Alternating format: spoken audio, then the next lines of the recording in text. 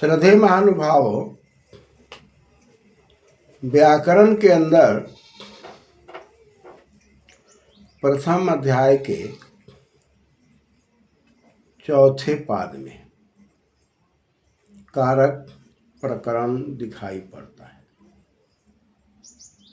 और इस कारक प्रकरण का प्रयोग लगभग वाक्यों के निर्माण में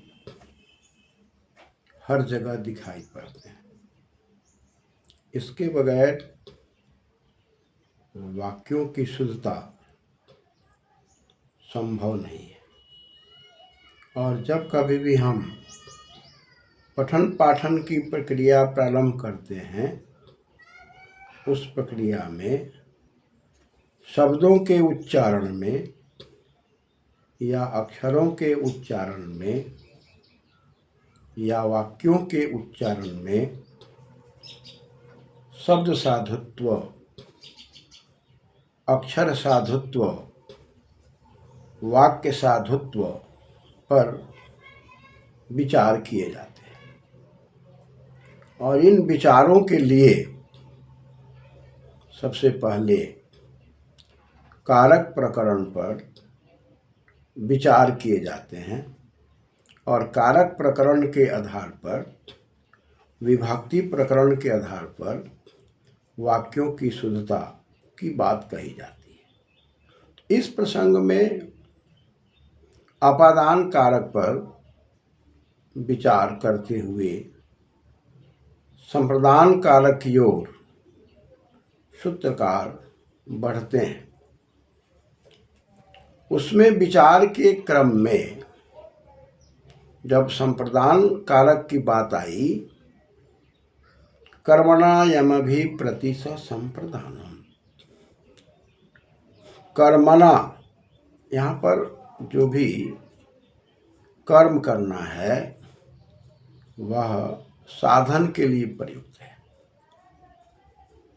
तो हम कोई ना कोई कर्म करते हैं देने लेने में, और देने में लेने में जो कर्म करते हैं वही कर्म साधन की ओर चला गया। जैसे गाय देने का हम कर्म करते हैं, फल देने का कर्म करते हैं, या हम विद्या देने का कर्म करते हैं। जो भी देने लेने में कर्म किया जाता है वही कर्म यहाँ पर क्रिया के रूप में बात आ जाती है। यानी कि कर्म करना और कर्म करने में क्रिया, क्रियते क्रिया। तो हम जो कुछ भी प्रयास करते हैं या किसी के देने लेने में हम जो व्यवहार करते हैं और उस व्यवहार के द्वारा जिस व्यक्ति को कोई चीज़ दी जाती है, उस चीज़ को लेने के बाद वह संतुष्ट हो जाता है, उसकी इच्छा पूर्ण हो जाती है, उसकी अभिलाषा पूर्ण हो जाती है, उसकी मांग पूर्ण हो जाती है, तब वह संतुष्ट हो जाता है। ऐसी परिस्थिति में यदि हम किसी को कुछ देते हैं, किसी साधन के द्वारा संतुष्ट करते हैं और वह उस साधन से संतुष्ट हो जाता है, पहले वह साधन मांगा और फिर देने वालों के द्वारा दी गई बात, और उस दी गई बात में जुबान, प्रतिज्ञा, और प्रतिज्ञा के द्वारा कोई भौतिक पदार्थ दी जाए या कोई आध्यात्मिक शक्ति से ज्ञान विज्ञान की बात की जाए और उससे उसको संतुष्टि हो, तो संप्रदान की बात कहेगी। ब्राह्मणाय गांग ददाति, ब्राह्मण को गाय देता है। इसमें गाय देने में गाय को लाना, गाय की रस्सी को पकड़ना, ब्राह्मण देवता को खड़ा करना और पुनः बंधी हुई गाय को लेकर के उस रस्सी को ब्राह्मण देवता के हाथ में दे देना। ऐसी परिस्थिति में ब्राह्मण शब्द में संप्रदान कारक और चतुर्थी की भक्ति की गई। और ब्राह्मण से ब्राह्मणाय ये प्रयोग दिखाई पड़ा। इस प्रसंग में बात चली थी कि तृप्ति की बात। अतः ब्राह्मणाय गांग ददाति, इस प्रसंग के क्रम में आगे हम लोगों ने चर्चा किया था और चर्चा के क्रम में बात आई थी कि भाई संप्रदान कारक के सूत्रों में पहला सूत्र कर्मणा यमभि प्रति संप्रदानम, तो यहाँ तो कर्म की बात आई थी, काम की बात आई थी, साधन के माध्यम से संतुष्ट की बात आई थी। लेकिन आगे वाली प्रक्रिया में अब धातु की बात आ रही है कि धातु के द्वारा कोई क्रिया बन रही है और उस क्रिया के द्वारा संप्रदान कारक की बात कही जा रही है। रुच्यर्थानां प्रियमाणा, प्रियमाणा पर बात चली थी कि तृप्यमाणा, हम किसी को तृप्त करते हैं और वहाँ धातु रुच का प्रयोग हम कर रहे हैं, वो दीप्तौ के अर्थ में कर रहे हैं, अभिप्रीतौ के अर्थ में कर रहे हैं। यानी कि वो जो रुचि है उसमें दीप्ति है, हर प्रकार से उसमें प्रीति है, प्रेम है, अभिलाषा है, इच्छा है। और ऐसी परिस्थिति में जब रुच धातु का प्रयोग हो रहा है, जैसा कि आप देख रहे हैं कि सूत्र में रुचि अर्थानांग में रुचि है और अर्थ है, जैसा कि हम लोग विचार किए थे कि रुच से ई प्रत्यय लगकर रुचि बना हुआ है। तो कहा कि यह जो रुचि है, अभिलाषा है, जो तृप्त करने की बात है, और इसमें इस रुचि वाली जो धातु रुच है और रुच से बन गई क्रिया लट लकार में रोचते, तो कोई भी क्रिया का प्रयोग किसी भी लकार में यदि है लेकिन वो धातु रुच है और किसी भी लकार में कोई क्रिया बन रही है, जैसे लट लकार में क्रिया बन रही है रोचते, तो ऐसी परिस्थिति में जिसको अभिलाषा है उस अभिलाषा की पूर्ति हो रही है, तो भी संप्रदान कारक की बात कही जा रही है। और संप्रदान कारक की बात जब कही जा रही है तो उसमें चतुर्थी भक्ति की बात कही जा रही है। और ऐसी परिस्थिति में हम कहते हैं देवदत्ताय मोदकः रोचते, मोदकः रोचते, मोदका यहाँ पर कर्ता है, रोचते क्रिया है। मोदक अच्छा लगता है किसको भाई, उससे कौन तृप्त हो रहा है, तृप्तमान कौन है भाई, तो कहा कि देवदत्त। अतः देवदत्त में संप्रदान कारक और चतुर्थी भक्ति की बात चल रही है। लेकिन देवदत्त को मिठाई अच्छी लग रही है और हम इसमें एक शब्द और जोड़ते हैं कि रास्ते में, तो यहाँ रास्ते शब्द के प्रयोग में देवदत्त के तृप्तमान की बात नहीं है, वहाँ पर तृप्तमान की बात नहीं है। अतः पथ शब्द में संप्रदान कारक या चतुर्थी भक्ति नहीं हुई। तो वाक्य बन गया देवदत्ताया मोदका रोचते पथी, पथ में मार्ग में देवदत्त को मिठाई अच्छी लग रही है। अतः देवदत्त शब्द संप्रदान हो गया, जहाँ एक तरफ कर्म के द्वारा आदान प्रदान की बात आ रही थी, क्रिया के द्वारा आदान प्रदान की बात आ रही थी, यहाँ पर वह क्रिया नहीं है। यहाँ पर धातु से जो क्रिया बनाए जाते हैं लट लकार आदि में, उस क्रिया का प्रयोग हो रहा है और वहाँ पर कर्म का प्रयोग है, व्यवहार का प्रयोग है। तो व्यवहार के प्रयोग में भी संप्रदान की बात आ रही है और धातु से जो क्रिया बनाई जाती है उसके द्वारा भी संप्रदान कारक का यहाँ प्रयोग दिखाई पड़ता है। अतः देवदत्त में चतुर्थी भक्ति है। इसी प्रसंग में पुनः आगे फिर धातु से जो क्रिया बनाई जा रही है उस क्रिया बनाई जाने के अंदर में फिर प्रयोग दिखाई पड़ता है। श्लाघ हनुम स्था सपाम जिप्समान।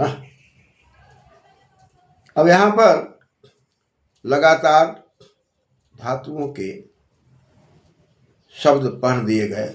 श्लाघ हनुंग स्था शप, श्लाघश्च हनुंग च स्था च शप च, श्लाघ हनुंग स्था शप तेषाम श्लाघ हनुंग स्था शपा। यहाँ पर चार्थे द्वंद्व से द्वंद्व समास और पुनः सबको मिला करके षष्ठी भक्ति के बहुवचन में प्रयोग है श्लाघ हनुंग स्था शपा।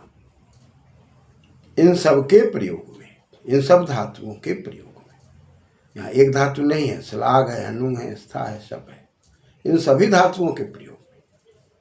तो धातुओं का प्रयोग तो दिखेगा, लेकिन आगे शब्द आ गया जिप्समानः।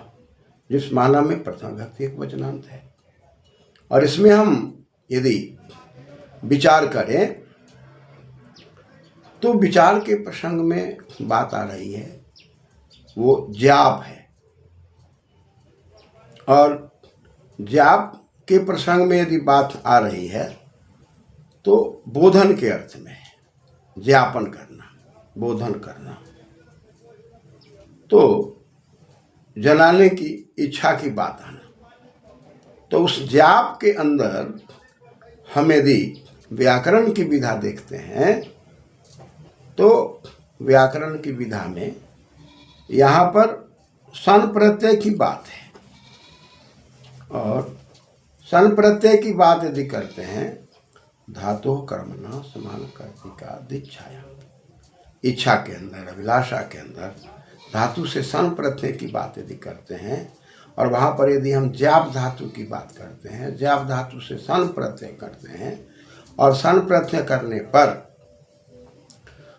आप ज्याप रिधा मित से ज्या के आ को ई आदेश हो जाता है सन प्रत्यय के कारण, और जब ई हो जाता है तो बन जाता है जीप, और सन का सब बच जाता है तो हो जाता है जिप्स।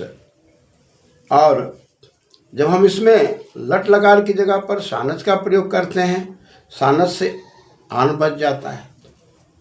और ये यदि इस धातु की बात करते हैं तो चुरादिगण की धातु होने से नीच प्रत्यय लग जाता है, तो नीच प्रत्यय से ई हो जाता है तो जिप्सी हो जाता है। और जब हम जिप्सी का प्रयोग देखते हैं तब इसमें स्पष्ट रूप से अर्धातु के कारण गुण की जब बात करते हैं तो जिप्से हो जाता है, और एचो से अय करते हैं तो जिप्से हो जाता है। और उधर सनाद्यंता धातुओं से पुनः धातु संज्ञा हो जाती है। पुनः धातु के अधिकार में लट के जगह पर सानच और अन्य मुख से मुख आगम करके हम जिप्स मानः शब्द बनाते हैं, यानी कि जनाने की इच्छा, ज्ञापयितुम इस मानः, या हम ज्ञापयितुम के जगह पर कह सकते हैं कि बोधयितुम। तो बोधयितुम बोधन की इच्छा हो, बोधयितुम बोधन के लिए प्रीतो भवति, उसको प्रीति हो रही है बोधन के लिए, जानने के लिए, जनाने के लिए, किसी भी चीज़ को जानने की बात आ रही है या जनाने की बात आ रही है। एक व्यक्ति है जो उसको जनाता है जिस विषय को, तो जिस विषय को वो जना रहा है और जिसको जना रहा है, और प्रयोग इसमें श्लाघ है, हनुंग है, शप है, इन धातुओं का प्रयोग क्रिया के रूप में दिखाई देता है। श्लाघ का मतलब प्रशंसा है, हनुंग माने निंदा है, श्लाघ हनुंग स्था, स्था माने ठहरना, स्थिति स्थिरता की बात है, शप माने वह आक्रोश की बात है, या हम उसको कुछ न कुछ कटु की ओर ले जाते हैं, कटुता की ओर ले जाते हैं, निंदा की ओर ले जाते हैं। तो ऐसी परिस्थिति में यदि हम श्लाघ से लट लकार में या किसी भी लकार में क्रिया का रूप देते हैं श्लाघते, मान लीजिए लट लकार में रूप देते हैं श्लाघते, प्रशंसा करता है। कौन प्रशंसा करता है? तो मान लीजिए हम कहते हैं कि पिता प्रशंसा करते हैं, पिता श्लाघते। तो किस चीज़ की प्रशंसा करते हैं? तो धर्मम श्लाघते, पिता धर्म की प्रशंसा करते हैं। और प्रशंसा किसके लिए करते हैं, किसको जनाना चाहते हैं? तो हर पिता अपने पुत्र को धर्म के बारे में जनाना चाहता है, तो पुत्र को जनाना चाहता है, इसलिए पुत्र में हमें संप्रदान कारक करना होगा और चतुर्थी भक्ति लगानी होगी। तो पुत्राय, पिता पुत्राय धर्मं श्लाघते। पिता पुत्र के लिए धर्म को जनाना चाहता है, इसलिए वह धर्म को जनाने के लिए प्रशंसा कर रहा है। वह प्रशंसा करता है और धर्म के बारे में बोल रहा है ताकि हमारा पुत्र इस बात को समझ जाए और धर्म के मार्ग पर चले। धार्यति धर्म, जो हम धारण किए हुए हैं। नेत्र का धर्म रूप है, कान का धर्म श्रवण है, जीवा का धर्म स्वाद है। इन चीज़ों को भली प्रकार से वह समझ जाए, अतः वो धर्म को समझा रहा है कि रूप ज्ञान के अंदर ज्ञानेंद्रिय, और ज्ञानेंद्रिय में जो आँखों का कार्य है वो रूप देखने का कार्य है, और उस रूप को देख करके संयमित आचरण करने की आवश्यकता है। और संयमित आचरण करके कान को, जिह्वा को, नासिका को सही दिशा में चलाने की बातें कही जा रही है। तो सही दिशा में चलाने की बातें जब कही जाएगी तो जनाने की बात हो गई।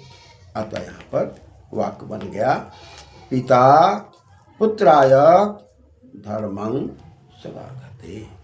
धर्म के बारे में प्रशंसा कर रहा है। किसके लिए जनाना, किसको जनाना चाहता है? तो पुत्र को। तो जिसको जनाने की इच्छा, जब आई तुम्हें समाना, जनाने की जिसको इच्छा हो, जिसके प्रति प्रीति हो कि या इसको जान ले, तो वहाँ पर उसमें संप्रदान कारक और चतुर्थी भक्ति का प्रयोग दिखाई पड़ता है। ठीक इसी प्रकार से हनुते से हम यदि बात करें तो हनुते निंदा के अर्थ में है, और एक जार शब्द है, जार कहते हैं व्यभिचारी को।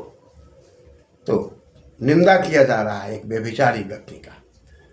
तो जार शब्द में भी हम संप्रदान कारक और चतुर्थी भक्ति कर देते हैं। तो जार आया हनुते, श्लाघ हनु स्था, स्था कहते हैं तिष्ठते को, ठहरता है।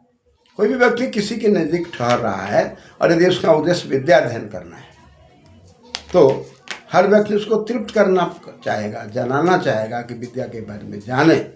तो विद्या यही तिष्ठते, विद्या के लिए ठहरा। इसलिए विद्या शब्द में भी हमें संप्रदान कारक और चतुर्थी की बात करनी पड़ेगी। शपते, सप आक्रोश में है, निंदा के अर्थ में है।